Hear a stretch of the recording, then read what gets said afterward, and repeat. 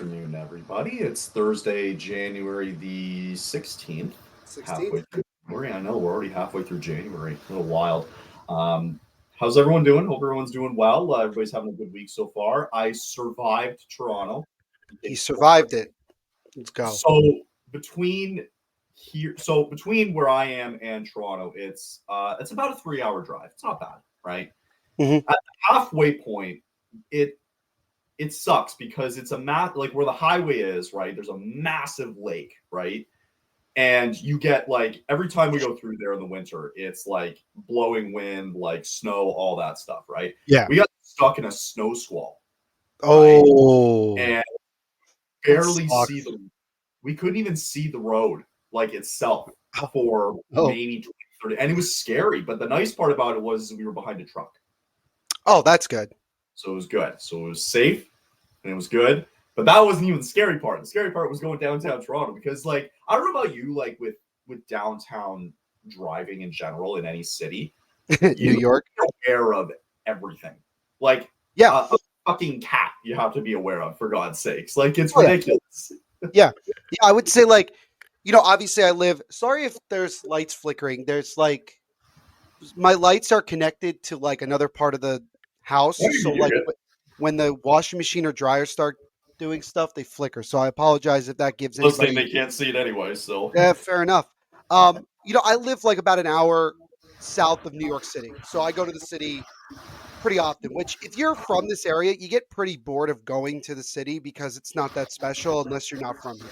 Like if you're not from here, that's what it is. So yeah, no, you have to be like on your toes every like millisecond. It's crazy. yeah. And I haven't been to I'd like to go once just to say that I did it. Like I need to go once just to be like, yeah, I did it. But like I can't even imagine like driving downtown New York, let alone Toronto. No, don't drive. No, it sucks. It's awful. If you're a tourist, don't drive. Like, don't drive. Even if you're not a tourist, don't drive. Like, period. Yeah. And now that prices went up for parking on the street, now it's like $9. Don't. Stupid. Just take either a cab, subways. Yeah. Horse. Carriage thing. Yeah, you can do that apparently. In Central Park. Well, it was so stupid too because we stayed the night and it was $100 for the hotel, like whatever, like normal price. You stayed until I guess that makes sense. Yeah, because it was an early appointment the next day for the hospital. Anyway, so like I thought it was the day of. Okay, yeah, so we're not doing that all in one day. Sucks, right? So we stayed at a hotel downtown Toronto. It was $100, whatever. It was fine. Hotel was fine. The parking they made us pay was ridiculous. How much we talking? It was $17 for the night. Like, what the hell? Well, if you want to compare prices here, my friend, do you know how much it costs to park in New York City for not even a day? Like for maybe like a couple hours? Like, take a guess. How much you think? American dollars. How much you think? For an hour, Canadian dollars a little higher. For an hour, I'd probably say around $15. You are so unbelievably wrong. What is it? 60. It's $60? Welcome to New York City. Yeah. Why do you think people who live near the city don't go very often? Wow. It's ridiculous. $60. Yeah. That's if you're like, are you talking like in a parking lot or are you doing like right on a road? Like parking lot. Wow. Yeah. Because I forgot the name of the parking lot like company. It's very obvious to people who like go to the city. The name of it, I think it's like Parkinson. I don't remember. The prices are crazy. It's ridiculous. Crazy. So my advice to people, especially if you live in the Toronto area, take the Maple Leaf down to New York City and you're fine. Yeah. I wouldn't even drive to New York City. I wouldn't drive from like Toronto to New York City. I wouldn't do that. Personally. We thought about doing that because it's an 8-hour drive, which you can do in a day. But you could do that in a day for sure. Yeah. But then you get there and then you're like, crap, like I have to reinvigorate myself because now you have to deal with all this bullshit traffic. The lucky thing for people who drive from like Canada into the city is that they deal with less traffic going in. Like if you're driving from like where I am onto the Garden State Parkway, which is the main parkway in New Jersey, to the New Jersey Turnpike, it can be a nightmare. And actually, I was gonna say I had a really quick story. Now that you're saying this, So coming back, okay. We'll get to the Leafs. Well, not the Leafs. We'll get to the Flames. I Leafs. promise you. I'm sorry. I'm like the Devils play the Leafs tonight. Yeah. We got a lot of Flames talk today. Trust We do. Me. The last story, real quick, I thought it was so funny. So there's on the road back, right on the highway back for us. There's a lane. I don't know if you'll have the same thing where it's the far left lane. It's like your own special lane. If you have 2 or more persons, if you're in a truck, whatever, right? You get to go in that lane. And I'm like, okay, great. Correct. And then once you're in the lane, you can't go out until it breaks, until it breaks open again. You know what I mean? Like until you get the dotted lines. Sure. Right. Other than that, it's solid, right? You have to stay in that lane. You're committed to that lane. There was a truck behind me, right, who changed lanes in the solid lanes. Yep. There was a cop right behind and got him. Yeah, of course. And I loved it. Every second. I love stupid people when they drive. Of course. Don't be that person. That's how it goes. Yeah. So anyway, outside of traffic, everything was good. We're all safe. We're home. We're happy. It's almost the weekend. Thank God. Yes. Yeah, a lot of Flames talk today, actually. You brought up a couple of things yesterday because it was funny. I noticed the articles like right around the time that you messaged me. Are you able to read that? Do you have a subscription or no? I have articles. I've got whatever. I get news that pops up. I'm fairly up to fair. date. I have a subscription to The Athletic. That's why I was able to read what Pierre LeBrun. Yeah, I don't bother. How much is it for a subscription to? Yeah. It's not bad. I think I only pay because I did a deal, so I think I only pay like 25, like a year or something like 50. It's a yearly thing, so you only pay it once, and then you got it for like and honestly, like it's been really good. I know though that the writers for The Athletic I don't think it's a strike. I think it's more like they are attacking. I don't want to say attacking either. That sounds like they're being ridiculous. Something's going on with the New York Times. I don't know the specifics of it, but like apparently New York Times is screwing over the writers. So, because remember, the New York Times bought The Athletic. So instead of like when you click on their articles, it takes you to New York Times. It's weird. It's very weird. Yeah. But strange. Also, just before we jump into Flames news, shout out to Rod Pearson who had me on yesterday. I did see awesome that. Awesome show. Didn't even realize he's live on YouTube. I'm like, and all these people are asking questions, and I'm looking in the YouTube comments. I'm like, where are all these comments? Turns out, I didn't even realize that he's on TV down in Florida, and I also out in Western Canada as well too. Correct. So no idea about that, but he has very odd, specific connections. Yeah, but also too, I learned yesterday that he has a lot of connections with NHL scouts, and his dad was a former NHL scout as well too. Yes, I remember when he first got brought on. That was like one of the first things that I think Dylan might have mentioned. Yes, like his dad was like a former NHL scout. So I mean, he's very well done. And I had a chance to check out the episode. Yeah, I mean, there is nothing that you said that we haven't already discussed. I know. I was like, man, he asked. It's funny because he asked me the question about the Flames. I'm like, this is the perfect chance just to drive the point home. Just drive the point home. Pump the podcast, all that stuff. It was good. Yeah. So shout out. It was a good time. I'm sure I'll go on. Nobody judge me for drinking Dunkin' today, guys. Okay, please. No judgment here. I had a Alani not too long ago. The heck is that? You never heard of Alani? It's American. Look it up. It's an energy drink. Oh, Alani. You sicko. Oh, yeah, it's got no sugar. It's good. I don't listen. I don't do it often. I don't do it often. Okay, let's dive into it. I don't have the scoreboard up because I figured it was a couple of days ago, and I don't really want to. It was a while ago, yeah. Which was a while ago. We'll do some quick thoughts on the 2 games recently. We obviously got a game tonight. So Flames captured a win Monday night in Rory Kearns' debut in Chicago. Flames just pounced on the Blackhawks. They won 5-2. They kind of just took over. The young guys took over. Rory Kearns got his first point right away as Peltier had a fantastic night. Overall, the young guys just took over in that game on Monday. I don't really have much, to be honest. I thought Dustin Wolf was, again, sensational for the team. And they didn't need to do a lot of work in terms of playing. They had to play better in front of him, which I thought they did. And it helped with the young guys who put a lot of contributions against Mrazek, which helped. Did you have any thoughts from Monday night? Yeah, no, I mean, I was fortunate enough to be able to watch a decent amount of the game. I won't tell you how I did it, but I did. I'm just not going to tell you. I also were able to watch the highlights as well because I like to watch replays of the game that I just watched. It's what I do. Um, what I liked is the fact that you and I were making predictions like prior to the game, and Yeah, we were like close to being spot on. Like we were. we were saying it was going to be a closer game than it ended up being, and then I was jokingly at the end saying, "Watch us like get blown out, like 5-2 or 5-1," and we ended up.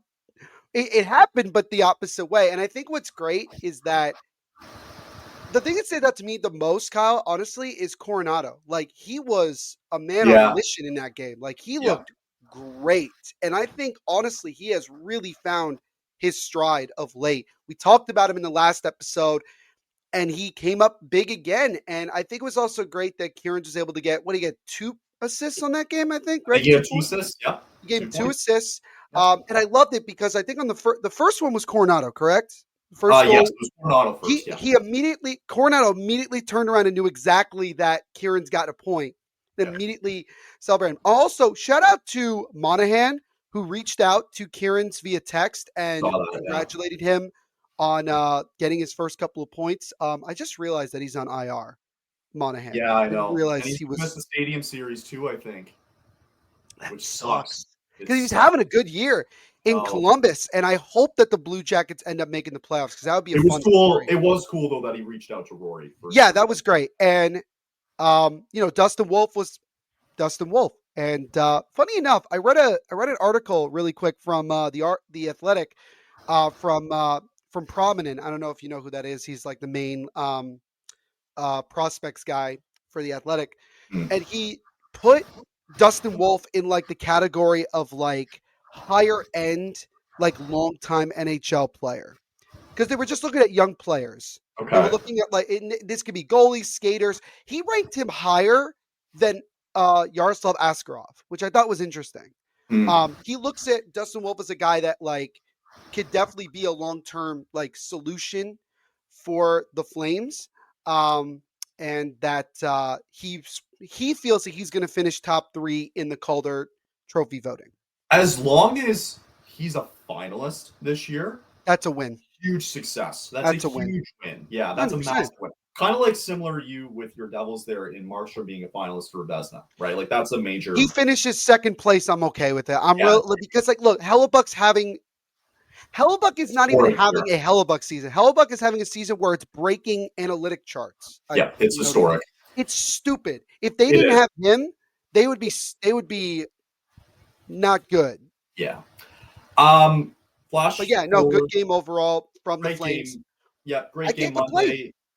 Yeah, came to play. Tough turnover to go into the next night in a Yeah. big game. And it sucks because that felt like such a winnable game. And you're getting a goal from Kevin Ball. That's Yeah. the most disappointing part about this, No, right? I mean, for me personally, I'm like, yay. I Like, know, yeah. awesome. I So love when he scores because it I doesn't do, happen often. I do too. It was 1-0 for the majority of it. Ball ends up potting it away, and then the Blues find a way to get one late and end up winning the game 2-1, which makes going into tonight that much more important. I think we didn't really talk about it that much because we knew the Blues were behind us, and they've actually had our number in the last 10 games. They're 9-1 against the Flames in their last 10, which is not good. You have to split the series with the Blues. You have to. Tonight feels like a must-win tonight to gain some traction again before they do have a bit of a tough schedule coming up because they have to go to Winnipeg on Saturday. For what happened Tuesday, I mean, they kind of said it beautifully on Barn Burner, where anytime it feels like now Dan Vladar's in net, this team just doesn't play well in front of him, right? And anytime that support, they don't pisses give him me off. support, man. They don't. And I Pisses feel me bad because Vladar had such a good start to the year, and he played well Tuesday night. I don't want to bash on the guy. He played well. He played well enough for the team to win. But it's the guys in front of them that just, again, we're seeing this issue again where they couldn't score. And that'll dive into a conversation that we're going to have in a bit because it's going to be it's becoming more and more apparent about what this team needs come deadline time, whether they're going to be buyers or sellers, because it's coming up very soon and we need And to start. that's a good way to segue into It's a something great else segue. we were going to talk about. Yeah, it is a good segue. So again, I don't want to dive. We'll definitely we'll look at more tonight in terms of the starting lineups and what we need to see and all that. And I think that'll be more important just in terms of the last two games. Yeah, great win Monday night. Tuesday felt like a missed opportunity. You're in for a must win tonight. yeah. More importantly, though, I think there was bigger news that was kind of broken from Pierre LeBrun specifically. We'll start with that news first, because I don't know if you would necessarily say it's news. I think it's more of just like yeah, I would I consider think it it news. more leans to like what I feel like the consensus has been for a bit in terms of how the Sure. Flames look at this certain player.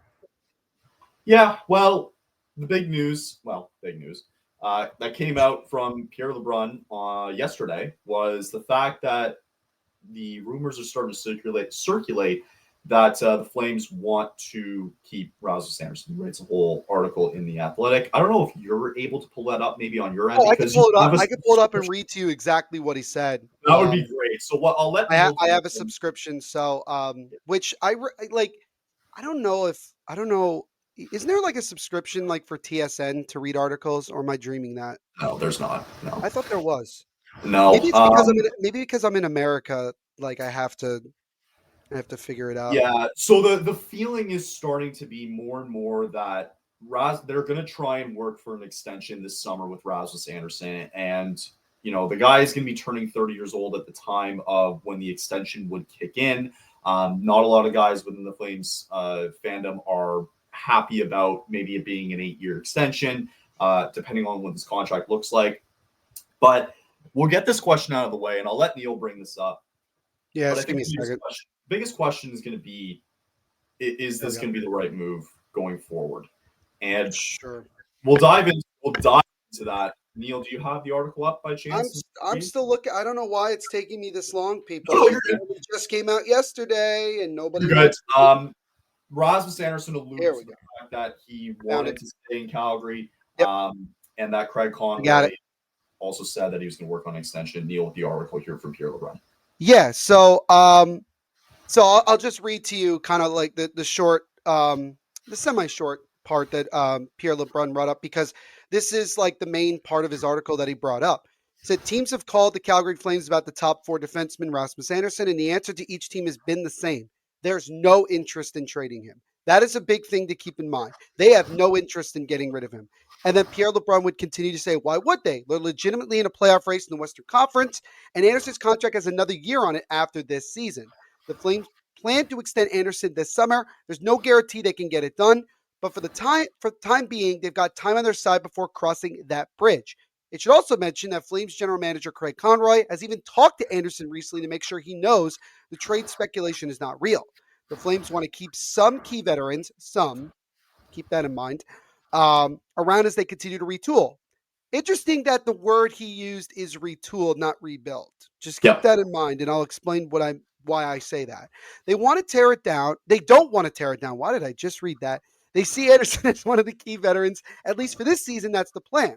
Also, I mean, do you want me to read the other part here? Sure. That's Go ahead. not Speaking of the Flames, they continue to scour. There's an athletic word for you. The market for a 25 and under right shot center. This continues on with what we talked about earlier this year, which is a difficult proposition. They are among the very long list of teams that have checked in with the Buffalo Sabres regarding 23-year-old Dylan Cousins.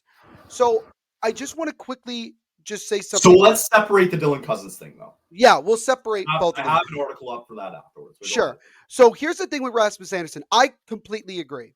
I think that there's no reason to move him. You're in a playoff spot, or you're fighting for a playoff spot. I think you should go. I think at this point in the year where you are in the standings, go for it. I think you should absolutely go for the gold, because the worst thing that happens is that you don't make it in a year that you weren't expected to make it anyway. You Yep. have multiple first round picks that you can do stuff with, whether you draft somebody or not. The other thing, as I mentioned when reading this, was the term that Pierre LeBrun used was retool. The thing about that is that you have to be careful with how you go about that. because the Rangers are a perfect example of this. They quote unquote retool. They never rebuilt. Regardless of how people might say it, they already had several of those big contracts on the team when they decided to retool.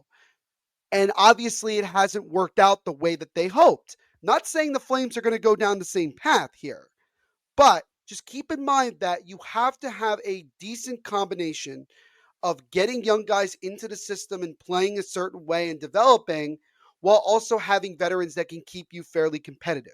Because you also don't want to be in the middle of, in purgatory where like you're not that good to make the playoffs, but you're also not that bad to have a top 10 pick. Mhm. So just keep that in mind.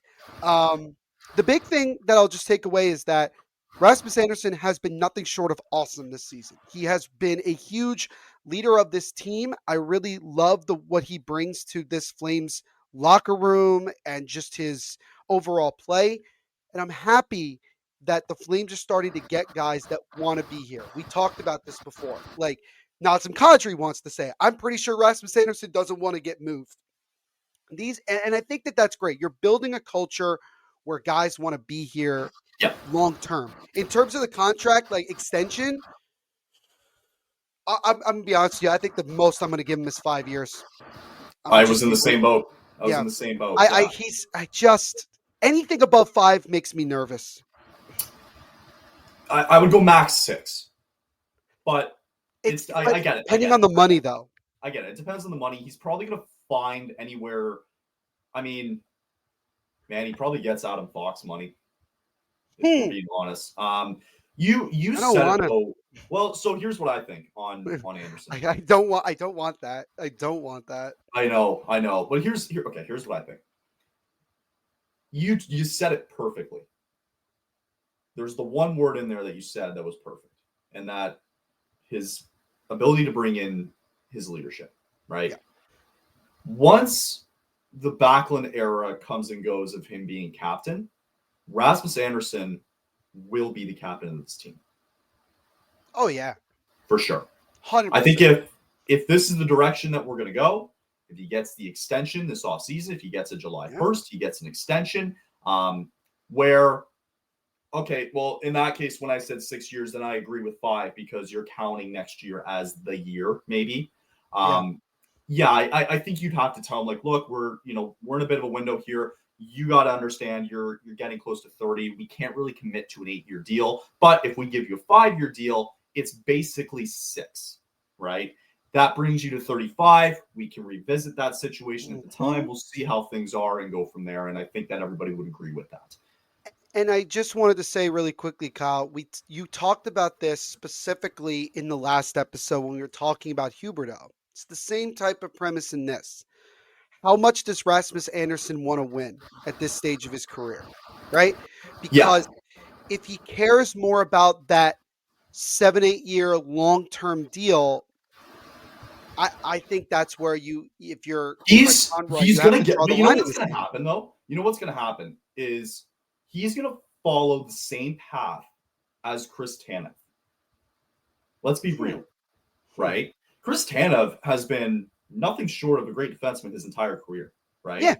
And we did him the service because he was nothing but exceptional for the Flames during his time here. Yeah. And we did him a service of go get an opportunity to win the Stanley Cup. And he went to the Western Conference Final last year, right? And for Rasmus Andersson, yeah, you care about winning, but you also think about like loyalty does become big. And I think what's another big influence too for him is that it's a little bit of an exciting time because you got this new arena coming in.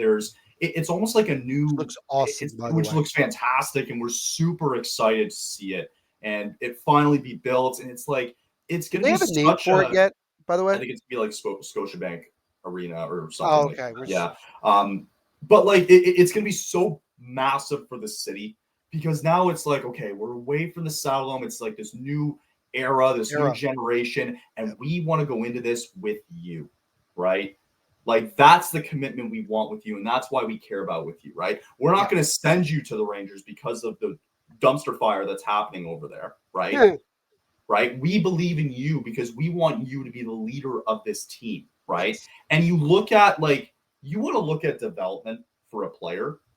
I think the model should be followed by what Rasmus Andersson has been for this team. And I think a lot of teams, and maybe I'm wrong, and I know there's other players out there that have been through development with their own teams, but I strongly believe, and I'm not just saying this because I'm biased, I really believe that they picked him second round, right? However many years ago it was, I can't remember. Developed him all the way up into a top four defenseman to now you can make the argument that he's probably top two, right? Even though they juggle it sometimes with him and Uyghur, whatever. He's a top two defenseman, right? He's making 4.5, right? It was kind of a prove it deal for a bit of a long term. He's going to get his money, right? Because he deserves it. And Craig Conroy knows that he deserves it. And they will, I have full belief that Craig Conroy will take care of him when the time comes. Yeah. Right. 100%. For an extension. And to finish it, you're right. Like it should be 5 years. And I think that if he wants to win after the contract's over and they haven't really gotten anywhere with it, then they will do him the service of sending him to a team that's right for him in order to go win a cup. If that hasn't happened already with Calgary. Should also mention really quickly because you brought it up. This year will make it 10 years since the Flames drafted Rasmus Andersson with the 53rd overall pick in the 2015 draft. That's what I mean, right? Which like I think was that the one in Florida? I'm trying to remember if that was. I think that so. the Aaron Ekblad? No, I'm blanking. No, 2015. I think was Florida. Yeah, I think it was. Or was that? But I'm trying to think who was the first overall pick that year. Was it? Shoot. No. Was this the Austin Matthews? Wait a minute. No, I don't think it was. Okay, I'm gonna kick myself. This was the Connor McDavid and Jack Eichel draft that was in Florida. Great draft. Fantastic if you think about it. And the funny thing is, even Dylan Strome ended up working out, just not for the team that originally drafted him. Yeah, it is working out really well for him in Washington. So I think that there's strong belief that he wants to listen. I think it's very cookie cutter. Teams have called about him. Conroy said, nope, not happening. Andersson now, who said before that he wants to stay, Conroy knows it. There's a great relationship there. And I think there is strong belief that this offseason, July 1st, there will be an extension done. 100%. I think I'm that confident that there's going to be an extension. I agree. Yeah. I agree wholeheartedly. And I think it's just I think at the end of the day, they're going to come to some form of an agreement that works for both sides. Yeah. And I wouldn't be surprised, like, if Conroy tells him that. Be like, look, like, we understand we want you to win. I think we're going to have a great window coming up if we can properly retool and rebuild the way we want this next 2 to 3 year window, right? And, that's why we want to give you this 5-6 years, like, left here in Calgary, right? And if for some reason we can't hit that echelon, we're going to do you the service of sending you to the best place that we can for you to win the cup. And I think that's the important thing. The important thing is that I don't think that this is one of those situations where the relationship is going to get deteriorated or anything like that. I think it's just going to be one way or the other. Both sides are going to be satisfied to an extent. I think that's the way you got to look at it. Exactly. Yeah. So I think it's the right move. Do we think it's the right move instead of trading him? I do. Personally. I agree. I think so too. Like, I get it. I get it that like some Flames fans might be like, "Oh, strike while the iron is hot." His value is as high as it's going to be. Blah blah blah. But like at the same time, I think we're beyond the point of getting rid of veteran players for draft capital. The only guy that's like a veteran, so to speak, that I would talk about, and we've talked about him several times, is Andrei Kuzmenko, because I just don't see right now if there's a fit for what I mean. And he's on the trade bait board too, by the way. He's on the trade bait board. Is he on the trade? Yeah, that's what he's going to be. I think some contending team is going to call. Yeah, I think so too. It wouldn't surprise me. Maybe Vancouver. But no, like at some point, everybody, and you're right. I've seen it before too on socials where everybody's clamoring, like you said, strike while the iron's hot. It's like we're past the point of getting rid of guys who don't want to be here anymore. Guys with not everybody with an expiring contract needs to be traded. Okay. And not every guy, especially in situations like this, wants to leave. Right. Exactly. There's also guys that care about staying somewhere and having that security. Like I think about like Tyler Toffoli last year. Family. He Sorry, wanted go ahead. he wanted a 4-year deal from the Devils. The Devils would only go 3 because of his age and all that stuff. But he wanted to find a home for the foreseeable future. So he found a 4-year deal in San Jose. It's working out so far for him there. And he has that security that like he's not going anywhere anytime soon. And for Toffoli, he's been on a handful of teams at this point in his career, including Calgary. Yep. And he wants to at this point of his career with, having a family and all that stuff, he doesn't want to have to think about, oh, am I going to get traded at the deadline again? Where am I going? Like all that stuff. Like some guys just want that security. That's the one thing I think that gets lost when people talk about people getting traded in that. And, when you look at a guy like Rasmus, like you mentioned it, he's spent his last 10 years in Calgary. Like he's started a family. He's gotten married. I believe he's married. He's got kids, right? And, he's been here for the last 10 years and, he's called it home. Right. Yeah. And, that's just the case with some of these guys. Like they just call it home. Right. And, same thing with a guy like Blake Coleman. He's been here for a while. He has that. He has that. He's been raising a family in Calgary. Like, However, when his contract ends, listen, if he wants to stay on a we should have an episode at one. We should have a segment at one more just talking about like Blake Coleman. Maybe at the end of the year. We will. I just can't. He's not getting dealt, by the way, people. Like I know that some people have thrown out. He's not even on the trade board, if I'm not even mistaken. No, it'll come and pass. It'll come and go. I mean, there might be a point in time with him where he's on the last year of his deal. You can maybe eat $2 million of it, and then he goes somewhere else, maybe just to go for another cup run. I don't know. We'll see how it goes. He's already won 2 cups. I don't think, as funny as this I don't think he wants to go, but at the same time, would it be nice for him to get another cup in his career? Yeah, sure, of course. But also, like, he's already done it twice. Guys have said it before, man. When you win the cup, you want to go back and do it again. It's a drug addiction. It is an addiction. That's why these guys do it and kill themselves doing it, because it's like it's the drive. It's why you win it for the first time. And guys in Florida were saying it, like it makes you want to just go do it again, right? So anyway, well, that's the news on Andersson. I'll take a very quick ad read break, and then we'll come back. We'll talk about Dylan Cozens because you mentioned it, so I think it's important to bring that up. Sure. We'll talk about Dylan Cozens. We got Stadium Series jerseys to check out, and we have, I believe, did we have other news? Yeah, we had some trade news outside of Flames universe. Right. Yeah. I think I mean, I like when we have a segment where we just talk about non-Flame stuff just to kind of keep us. I like it. To you guys that we watch, we keep informed of what's going on around the league. All right, let's take a break and we'll come back. Watching our favorite NBA and NHL players is the gift that keeps on giving, and playing Pick 6 from DraftKings, an official sports betting partner of the NBA and NHL, is a way to take a shot at even more cash prizes. Download DraftKings Pick 6 app now and select 2 or more players and choose if they'll have more or less of a stat. Pick 6 is available in most states, including California, Texas, Georgia, Missouri, and more. And speaking of gifts, new Pick 6 customers play $5 and get $50 in Pick 6 credits. You can download the DraftKings Pick 6 app now and use code THPN. That's code THPN for new customers to play $5 and get $50 in Pick 6 credits. Happy holidays from DraftKings at Pick 6. Happy New Year as well, too. Only on DraftKings Pick 6. The crown is yours. Are we really going to say Happy New Year and it's like the 16th of January? Do you think we don't get a say? All right, I add in some. We don't. Yeah, it's true. That's true. No, I've been listening. Like I follow a bunch of YouTube channels, and like some of them also are sponsored by DraftKings, and I'm like, it's like Happy New Year. I'm like, it's January 15th, and then I think about it like, still, it's not really their choice to say that. Yeah, it's still Happy New Year. It still is. All right, let's jump in more news here, more Flames news, because it came up on my feed the other day. Specifically, it came up on the Score, which I find fairly reliable. But again, the Score is actually better than people give it credit for, in my opinion. Fair enough. There you go. But among teams, big news again. I know it's a long list of teams, but again, they brought up in the Score the first team to pop up was the Flames among teams to contact Sabres about Dylan Cozens. Neil mentioned it in the Athletic article already that there are a lot of teams involved on the Dylan Cozens trade.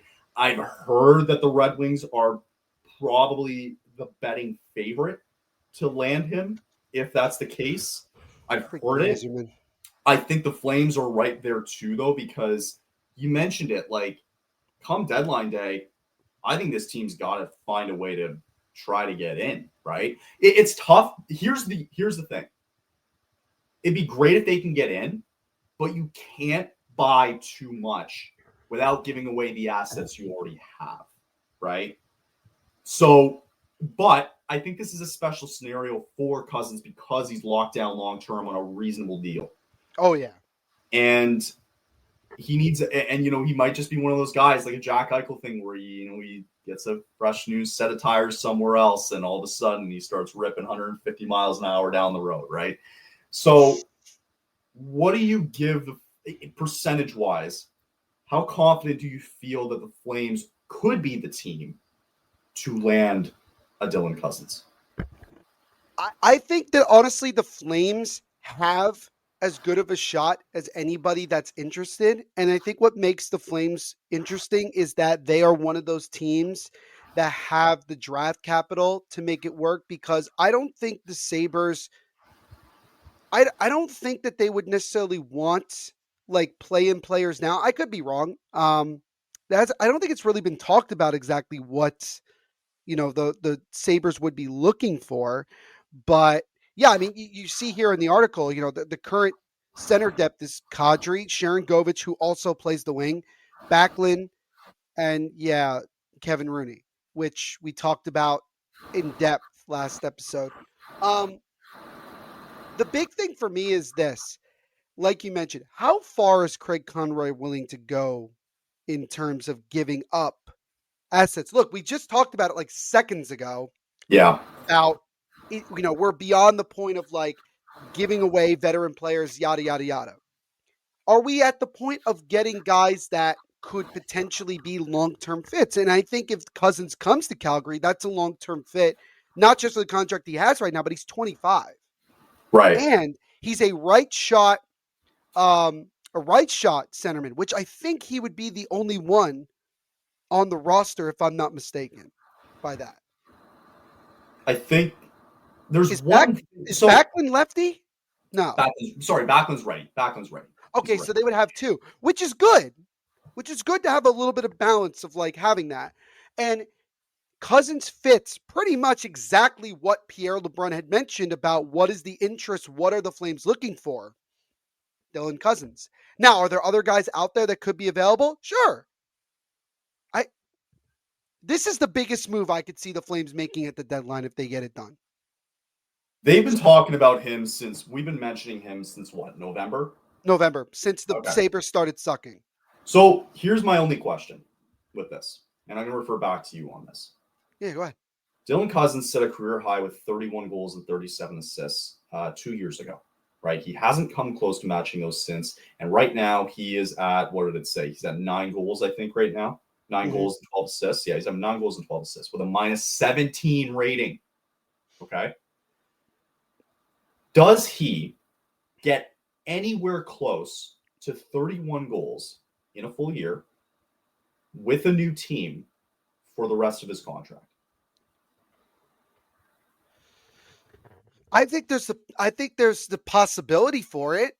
I mean, I think that there's definitely that. I think the question becomes, who would you fit him with in terms of like lines and things like that. I think what might give Dylan Cousins a jolt is to come to a team like Calgary that is more on the rise in terms of getting into being a competitive team. And hell, even this year, like he could be the guy that's missing to giving the Flames enough to make the playoffs. And yeah, it depends. Like I said he could. I'm not saying he is. I'm saying he could. He could. And look, Dylan Cousins hasn't played in the playoffs yet in his career. Granted, he's still fairly young, but like, it's kind of like Jack Eichel, right? In a way, it's like, how many years are you willing to not make the playoffs before you're like, I can't do this anymore? Like, it sucks. You have to. So he carries. What does it say his cap it is? 7.1. I think so. Yeah, 7.1 right there. Yeah. With a 7.1 cap hit through 2029-30. So that's another 5 years, right? Mm-hmm. Okay, so that's another 5 years. So the good part about this for the Flames, okay, compared to a lot of different teams, is that they have so much cap space, They okay, do. that it makes it work very easily, right? They can make this Yes. work, right? Yes. So the issue is not cap. And, we're looking at like, Which, thank goodness it's not. Thank God that's not the do you issue. think you probably have to give up a first, right? Yeah. Okay. Yeah. So they At least have, one. I think the New Jersey first round pick would be in play. Yeah. I think it would be Yeah, in I play, would. Because especially if the Devils go on a deep run. yeah, and the thing is that if you have all right, how many I'm trying to remember, how many first round picks the Flames have this year? So right now they have Three. three, but they're Three. gonna have two. At the end of They're, the day, they're gonna have two. they're gonna have Right? two, right? I think if you're Buffalo, right, you're gonna try to say, like, oh, what's the more valuable first round pick? Here's the thing. New Jersey's making the playoffs. And in all intents and purposes, they're primed for potentially a deep run in the playoffs. Yeah. Calgary can make the playoffs as well. And who knows what can happen once they get in. So, Right. I mean, at the end of the day, the difference in terms of like the draft board, it's not going to, I don't think it's going to be that much. So, the way I look at it is that, like, yeah, New Jersey, I think that makes sense because you're not giving up your own pick. You still control the destiny of your own first round pick. Mhm. And at that point, you're still giving up a first. Nobody will knock you for that. You'll probably have to add another pick, I would imagine. Yeah, you could. I think they would I because don't think listen, I don't they think drafted so many guys last year in the right, draft. I'm okay with losing one, right? right. And I don't think the Sabres would want any of the veteran players we have. I So I don't have a think. name. Yeah, go ahead. Go ahead. Okay, so If you say Nazem Kadri, I no, assume no, no, no, no, no. You're who's not that? going to know who it is. Um, Oh, so sorry. So they have. It's crazy how they can use the Devils' first round pick that they got as a catalyst no, for awesome. this, I think right? it's awesome. Crazy. So that to me is in play. 100%. That's in play. And if Yeah, you're the Sabres, why wouldn't you want to deal with a team like Calgary? They have so many assets to get. Like, we don't have a problem with the cap. nope. We can give you a first, right? We can probably give you a second. I wouldn't go far as a second. We'll see, right? I would consider it personally. Considering what Kuzmenko went for, yeah, I guess you might have to. So I'm okay with getting rid of that first round pick Yeah. from the Devils. Okay. Yep. If it comes to it being a second, sure, third, whatever. Yep. The one prospect I can think of that's been playing really well in the American League that deserves a shot in the NHL, and a lot Yeah. of guys have been saying it, is William Strongren. Yeah, that's a name that I think Pops up. would be discussed a lot. It's brought up, but Yeah. also too, there probably has to be.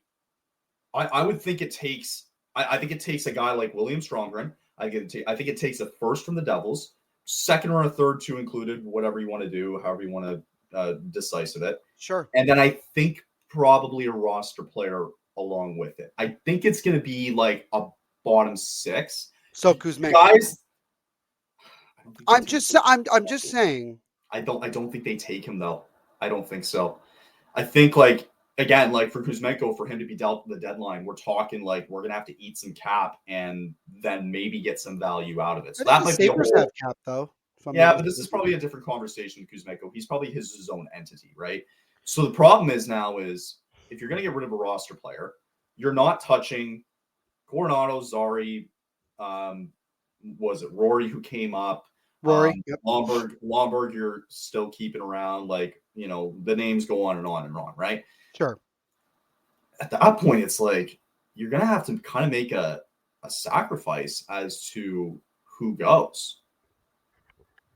It's a bit of a risk on who you're gonna lose. I think we should create a graphic and post on social of what we think our ideal trade offer to Buffalo would be for Dylan Cousins. Do you think? Okay. Also, I don't know if you mentioned it before, just really quickly. The Flames also have 2 first-round picks in 2026. Yes. Just thought I'd keep that in mind. And they have 2 second-round picks. So there is a combination there that I think would be attractive to Buffalo. I would also ask for the fun of it. I would ask for the fun of it, a 4th-round pick, just because it's the only round the Flames don't have a pick in this Right. year's draft.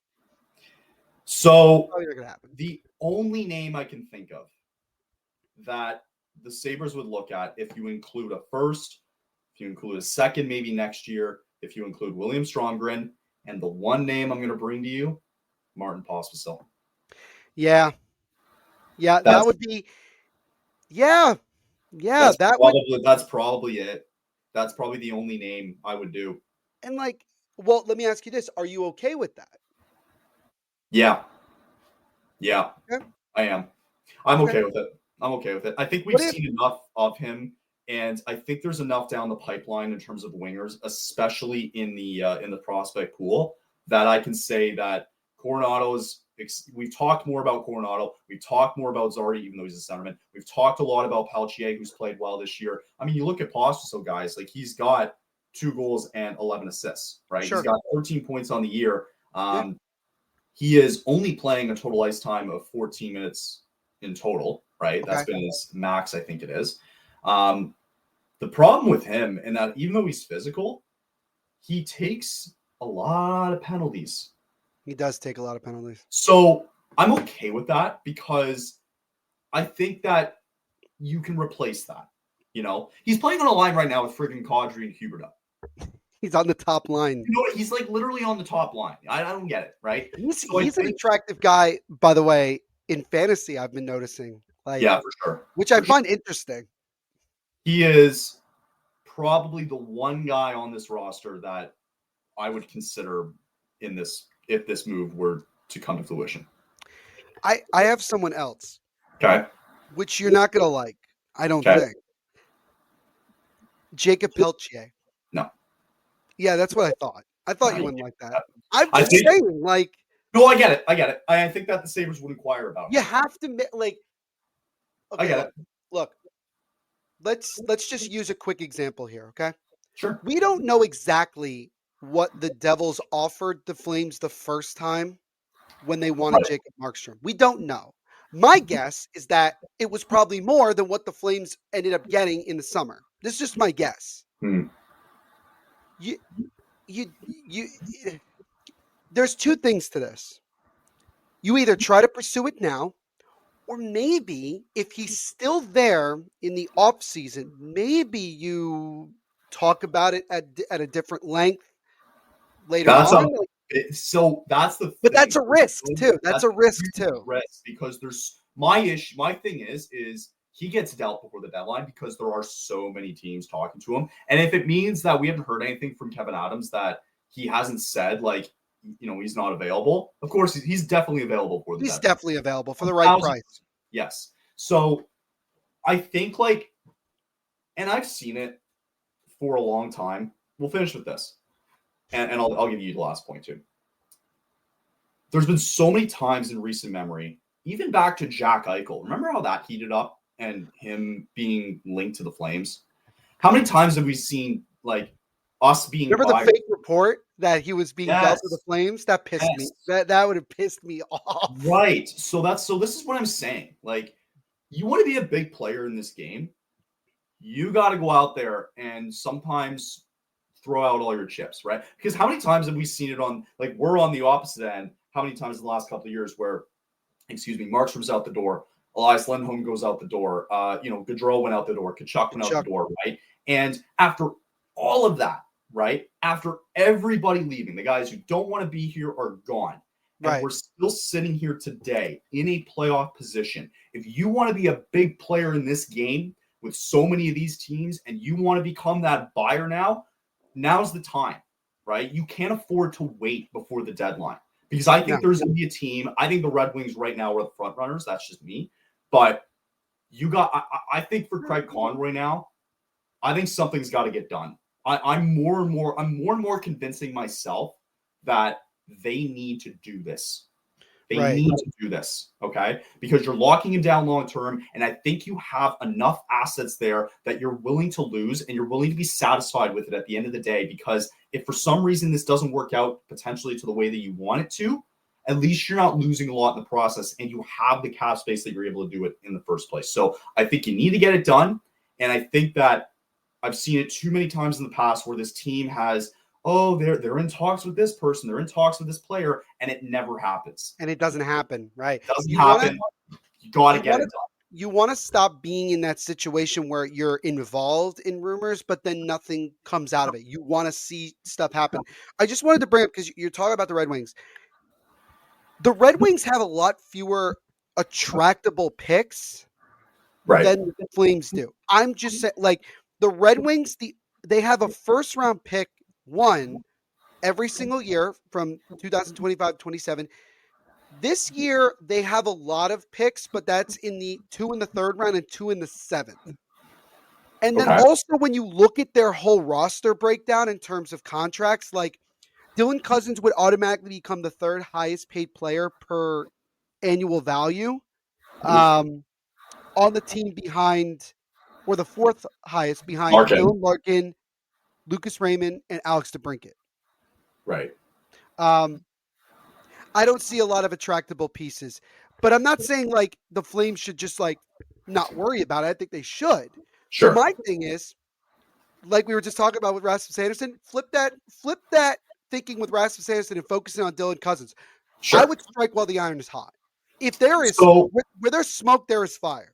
No pun intended. Last thing. Last thing. Okay? Yeah, we're dragging That's on okay. here. It's okay. Yeah. Would the Sabres trade within their own division? No. No. Mm-hmm. No, because every big trade that they've made, including the Jack Eichel one, was out of their conference, let alone their division. Bingo. I don't think the Sabres would want to see a young player that they drafted and developed and then signed to a long-term deal beat them twice a year for the next 4 or 5 years. No. I think the Flames would give the Sabres an attractable package. And I think that they would look at it and say, he's in the Western Conference, many, many miles away from us. The only way the Sabres do it with the Red Wings is if it's something they can't pass up and they know they're going to look in the media the next day and they know they're going to make them look stupid. Yeah, but like what do the Red Wings have in terms of young players? Let's just talk about young players.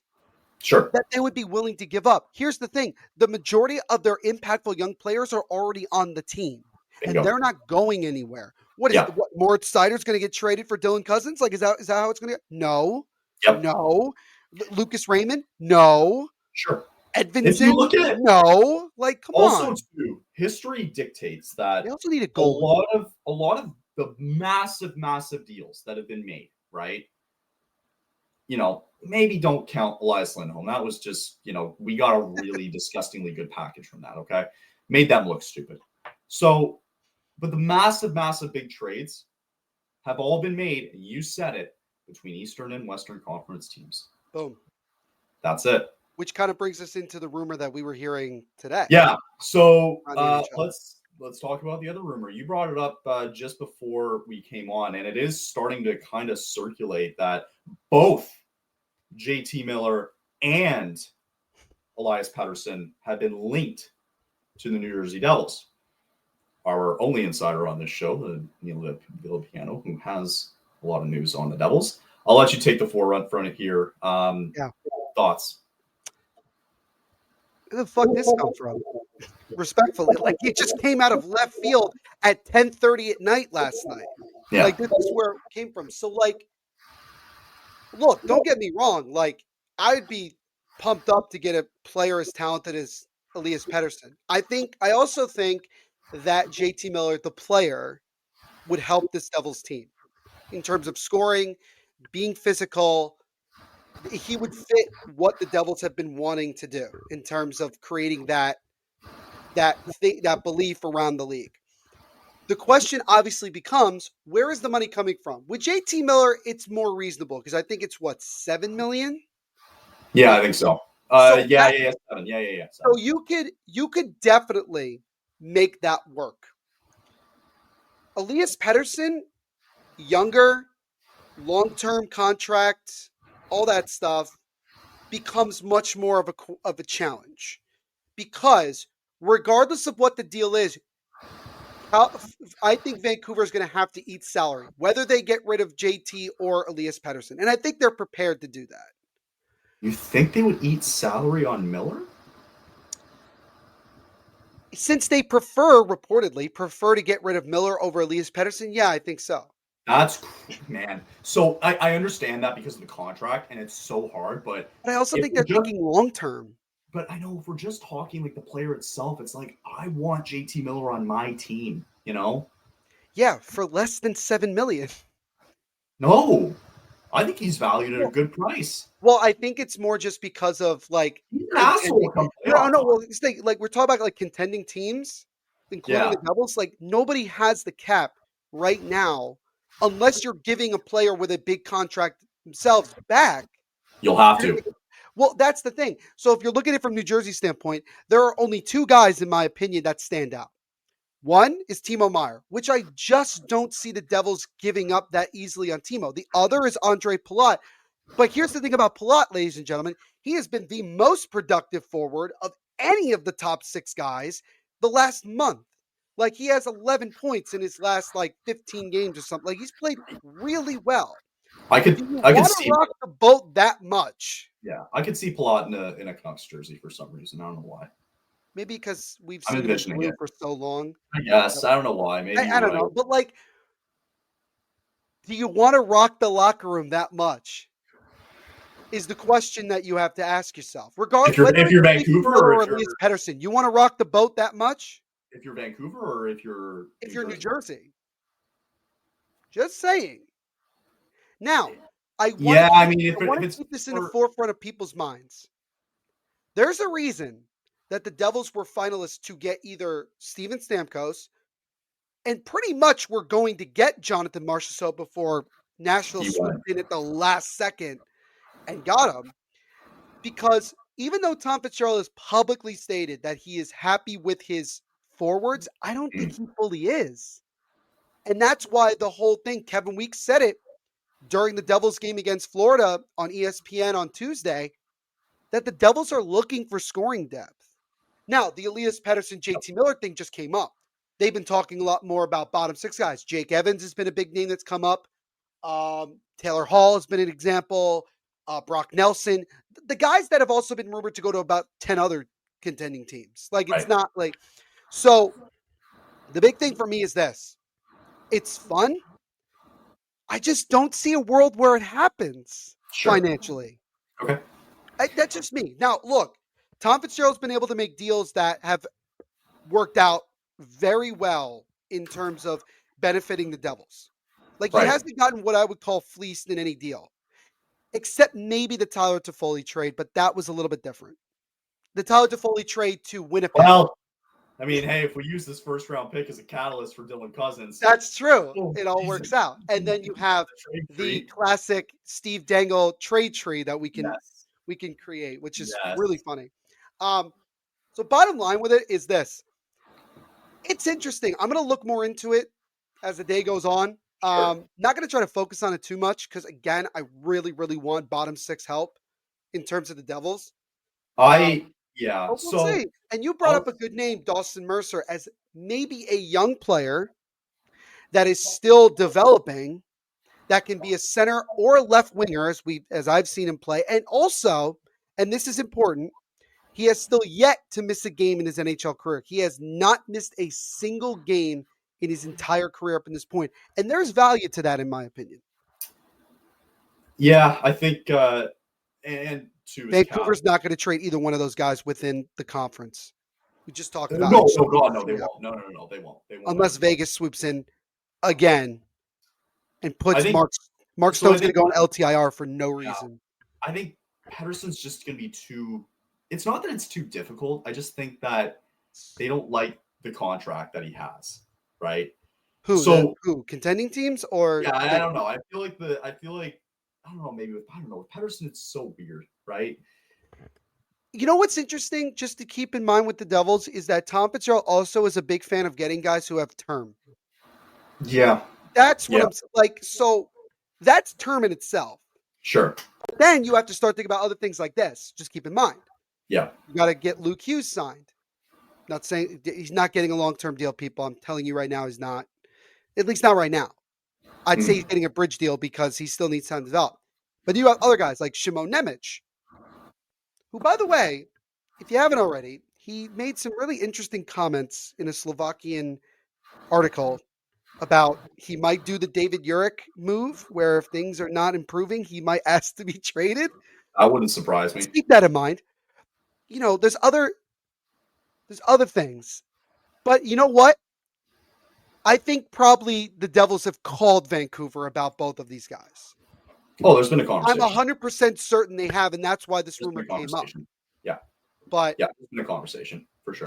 but it also, what's interesting is it leans into what Daily Faceoff said about don't be surprised the Devils make what they call a shocking move. Right. And getting one of JT Miller or Elias Pettersson would do exactly that. Especially Elias Pettersson. I'll leave it with this. For the Devils, they're going to have to make a move, a big move. Oh, they will. Even if it's not one of these two guys, they totally if they will. want to contend in the East, I think they have to. I think the roster that they have right now, I don't think it's enough to get them over the hump. It's not. And a good example of this, Kyle, was look at how Tuesday's game went against Florida, right? Okay. They still ended up getting a point, but they only scored one goal, and that was off a weird bounce, and Nico Hischier got the goal. Yep. They're still not getting depth scoring. And that's needed. Jack Hughes hasn't been scoring a lot. Jesper Bratt, not there. Dawson Mercer sometimes just gone. Tomas Tatar, who's had to play in the top six because Stefan Nason's been out with sickness. Yeah. A move is coming, ladies and gentlemen. You just don't know what it is. Exactly. Okay, that's enough trade talk today. Holy crap. Yeah, I know. And then last thing we'll bring up, I gotta grab a picture of it. Maybe I'll just. I can grab a picture if you want to just start talking about it. I think I can get it real quick. It's the Stadium Series jerseys have been released today. Yay. Columbus Blue Jackets. It sucks seeing Monahan there, and he's going to be out. Probably. He's going to be out. But he's also their marketable. He's also like one of their top marketable players, so I get it. I know, so it sucks, right? Initial thoughts. I think that I love the Jackets. The Jackets is top tier, people. It's so cool. I love even the little the details that they have on the side. Awesome. These jerseys are phenomenal. I'd buy one. Ones, I don't mind it. I don't mind the jerseys. I like it. Okay. And then the back, whatever. Like you have the Raymond on the back. I like the back for the Red Wings because of that like red rectangle that's like covered like over top the white lining, which is good. The helmets are terrible. I hate the helmets, man. Yeah, I know. This is so bad. Well, we haven't seen. I think there's another picture. But I think we have. I think we have seen the Red Wings do it before. I think we. No. I was gonna say we haven't seen the Blue Jackets either. I'm kind of curious to know what the. I want to know who's the idiot that was like, "Well, we got to put the wings on the helmets because it's got to make them. They look like fucking elves or whatever, right?" What's wrong with that? It's funny. I hate it. Here we go. Wait. I think I got like sort of like when I'm. Oh, geez, this is hard to look at. It looks stupid. Oh, I see what we're doing here. Now, see, look at. All right, let me bring it up for you. You want to bring it up? Okay, yeah. Here, I'll take it. Yeah. Give me a second. I'll bring it up for you. So I think. Go ahead. Yeah. This is the Blue Jackets helmet, which is very much what is normal. Right. I think it's normal. Here, let me bring it up for you. And there it is. It's kind of hard to see. Yeah, it's a navy blue though, isn't it? It's basically navy, and on the side, on the right side of Rowinski, it looks like what we've seen in the past with the number. They just have the number of the player, and it's just like enlarged, which is fine. Just totally fine. The Red Wings thing looks really dumb. Yeah, it looks stupid. Just ruins the jersey. Like, because to me, I think the jersey's great. But that's just my opinion. Yeah, no, I think the Red Wings jersey is fine. I'm not gonna beat on it too much. I think they played it safe, but the helmet just looks stupid. But you know why they played it safe though, Kyle? The Red Wings have played in about 1 million outdoor games. So like after a while, you lose. Like you're like, what can we do that's not already been done? With the Blue Jackets, you definitely knew that Fanatics was going to try to go like hard as hell. Yup. Do this and like to be fair, so far in my opinion, Fanatics has gotten about 3 jerseys, just the jerseys. Forget the entire outfit, just the jerseys. I think well. I really liked the Blackhawks Winter Classic one. I thought it was very good. Mhm. The Blues one was pretty bland Yeah. in terms of what it looked like. The Blue Jackets is great, and I think the Red Wings is great. I'm hating this Stadium Series helmet BS. Yeah. Like I'm not. They I don't like it. they I think also too, you know what I didn't notice on that Blue Jackets jersey is where Monahan's A is, they outlined the state Of Ohio. of How Ohio. cool is that? How sick is that? Like that, I think that's jersey of the year. Oh Even yeah. going into the year, that's We jersey of the year. should have a we should do that at the end of the season. I think we should have like a whole Yeah. look at It's all the like the new jerseys. Forget the stuff that we see on a daily basis. I'm talking yeah, about like that. Which they by the look way, I just want to say I don't think I had the chance to talk about this. What special event was going on in Calgary a couple days ago when the Flames were at home? What was the try to remember. it was Was it Native American I think it was a Heritage Native Night? American Heritage Night, yeah, or some I can't remember what it was I don't exactly. know if they put on the jersey, but the logo that they had was Yeah. phenomenal. Yeah, it was cool. I know it was Phenomenal. cool. Yeah. Um, yeah, so I mean that's pretty much all Flames talk we got today. In terms of lineups, I know I should probably bring up or maybe I will very quickly before because I know we kind of got lost. We have not. I We're know not we doing kind our of lost job. it a little bit there. But I think we'll have lineups for you right now as we go into a big one tonight. Dustin Wolf, as we predicted, is going to get the start tonight against the Blues, as Vladar just had the start last night. Derek Willis, who's in St. Louis right now. Second half of a back-to-back here. Again, it's gonna stay pretty much the same here as you had on Tuesday. Just that Wolf's gonna get the start. Rory Kieran's staying with Sharon Govich, and Pelletier Duer there with Rooney and Lomberg. Everything else staying the same as I'm looking to see some of the young guys, and I think they're going to be determined to try to get this one tonight and just start scoring goals, man, because you need to against this team. Really quickly involving the Flames. Bleacher Report just put out their power rankings for the week. Flames are at 14, by the way. Do you want me to read the little thing that they Sure. have here for them? Sure. It says Calgary got its 4-game road trip off on the right foot with a Monday win at Chicago, but a Tuesday loss in St. Louis was more of the same for a team that's dropped 5 straight to the Blues. Really? They've lost 5 straight now? Yeah, it's been bad. 9-1 Yeah. against. We've been 1-9 against the Blues in our last 10 And games. we were talking about Vladar getting no support. Goalie Dan Vladar made 23 saves, but is 0-4-1 in his last 5 starts. Hasn't won a game since December 10th. Got to start with Wolf. My response is figure it out.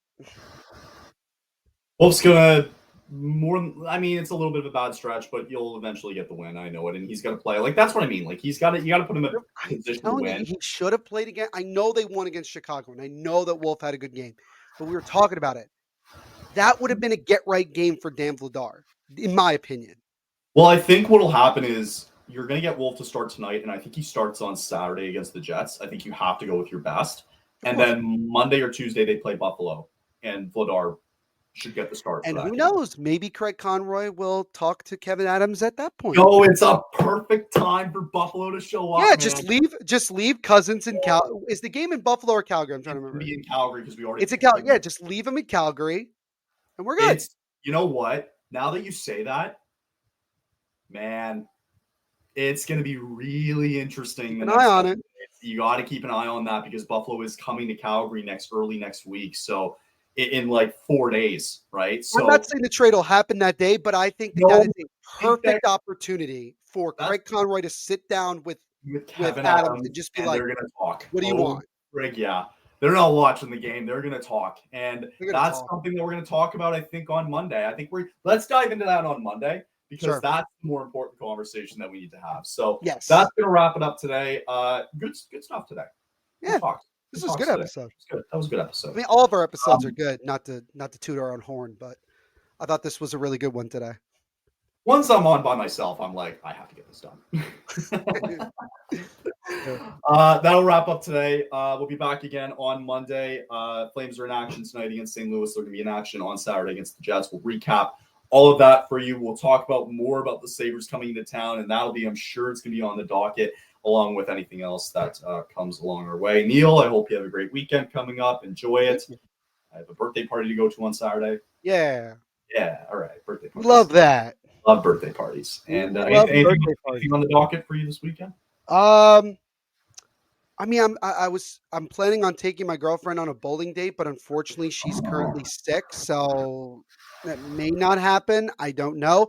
Devils play 2 home games back to back on the weekend, both day games against the Flyers on Saturday, which is the first time all year the Devils have played the Flyers. This schedule is really weird, and then they Okay. play the Ottawa Senators on Sunday, Cool. and they're calling it. They're calling it the next gen weekend. There's gonna be it's gonna be a Stupid. time. God damn it. I hate that. It'll Awesome. be fun. It'll be fun. We'll be fine. That'll be good. Perfect. That'll wrap things up for today, and we'll catch you all on Monday. Stay safe. Hope everybody has a good weekend, and we'll chat then. Later, everybody.